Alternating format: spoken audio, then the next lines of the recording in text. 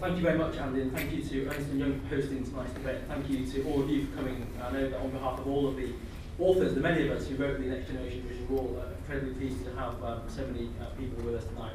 So as Andy rightly said, I'm going to fully focus on how attracting and retaining talent is key to securing the UK's global competitiveness. And I'm actually going to talk about three things. I think the first thing we need to do is to believe in the power and potential of next generation talent.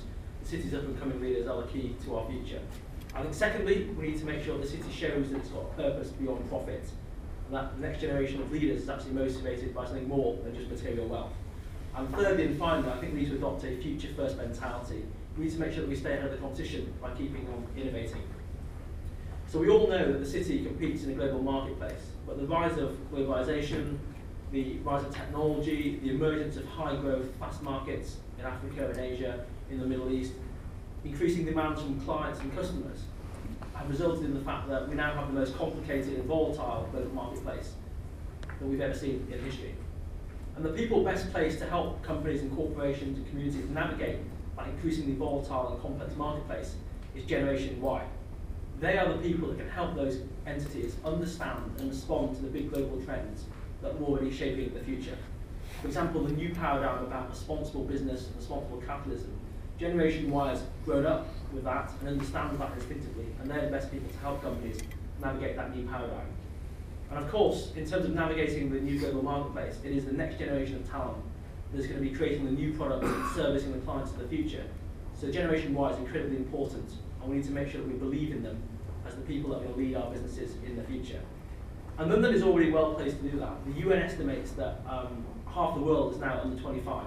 But every year in London, thousands of new graduates come to businesses like Ernst & Young and renew the human capital of companies like this.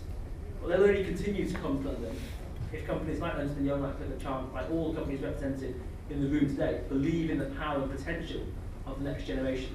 And that means giving them projects where they can lead, not just projects where they can follow.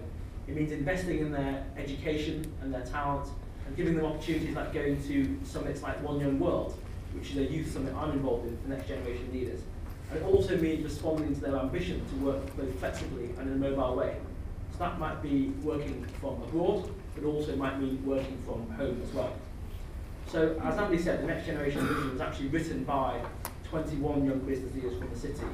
And that was a sign that the City UK believed in the next generation. And it's very important that the City of London also believes in the next generation.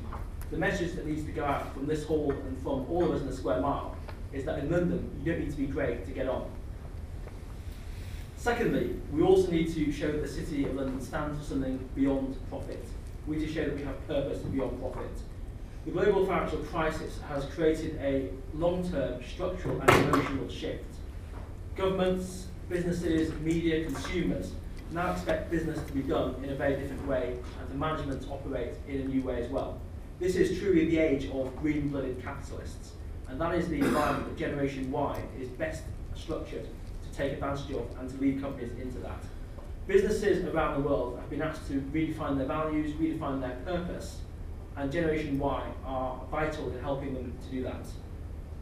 But in order for the city to stay ahead, we need to make sure that all the people in the city are adopting the behaviours of Generation Y. So we need to make sure that every worker in the square mile is signed up to a moral code of values. Some of us already are, lawyers, doctors, other professionals already are. We need to make sure that that sense of professionalism is dissipated throughout the professions that make up the city. We need to make sure that we're contributing more to charities and good causes and making sure that we're prouder and clearer in reporting the impact that we have.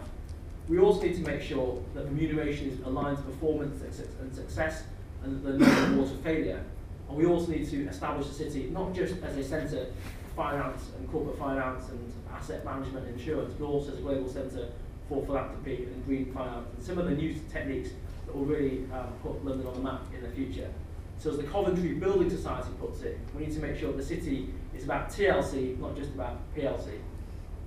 And then thirdly and finally, having believed in Generation Y and also having established the city as a place where there's a purpose beyond profit, we need to have a future-first mentality. We need to be carrying on the innovation that has really sustained the city's success for so long.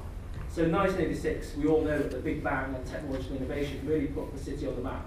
And since then, we've become global leaders in professional services, in financial services, in asset management, in insurance, and more recently in Islamic finance and social finance. But in the future, the City of London also has to be a global centre for philanthropy, for social startup capital, and for new forms of finance. We need to keep innovating.